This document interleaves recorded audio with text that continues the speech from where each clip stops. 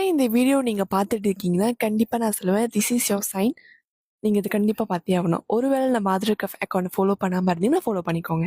Hi என் அனைவருக்கும் வணக்கம். இன்றைக்கு நம்ம வீடியோல சக்கரத்தாழ்வார் பத்தி தாங்க பேச போறோம். சக்கரத்தாழ்வார்னா யாருன்னு தெரியுமா? கண்டிப்பா தெரிஞ்சுக்கோங்க. சக்கரத்தாழ்வார் என்பது திருவிஷ்ணுவின் சுதர்ஷன சக்கரம் என்று பெயர். சக்கரத்தாழ்வார் என்பது விஷ்ணுவின் சக்கரம் தெய்வீக ரூபமாக வழிபடும் வடிவம் ஆகும். புரியிற மாரி நான் சொல்லட்டா?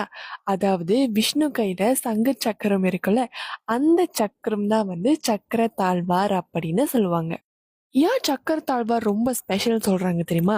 இவர் தெய்வீக ஆயுதம். சுதர்ஷன சக்கரம் விஷ்ணுவின் மிக புனிதமான வல்லமை கொண்ட ஆயுதம்.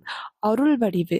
பக்தர்களை காப்பாற்றக்காகவும் அசுரர்களை அழிப்பதற்காகவும் சக்கரத்தாழ்வார் கருதப்படுகிறார். சக்தி மற்றும் தீட்சை. சக்கரத்தாழ்வார் வழிபாடு நோய்கள், துன்பங்கள், தீய சக்திகள் அனைத்தையும் நீங்கும் என நம்பப்படுகிறது.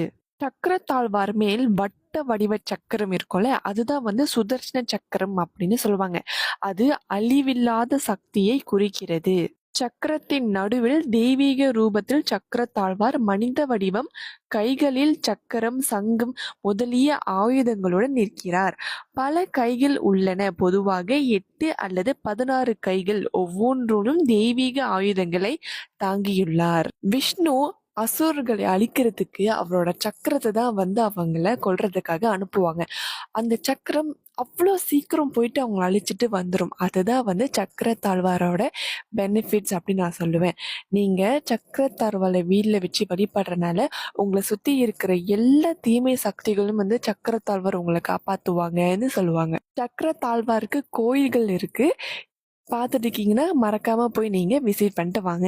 திருப்பதி திருமலா ஆந்திரா பிரதேஷில் இருக்காங்க. ஸ்ரீரங்கம் ரங்கநாத சுவாமி டெம்பிள் தமிழ்நாடுல இருக்காங்க. காஞ்சிபுரம் அதுக்கப்புறம் அழகர் கோவில் மதுரை தமிழ்நாடுல கூட இருக்காங்க. இந்த வீடியோ மூலமாக ஏதாவது கற்றுப்பீங்கன்னு நம்புகிறேன். அடுத்த வீடியோவில் நான் உங்களை சந்திக்கிறேன். நன்றி.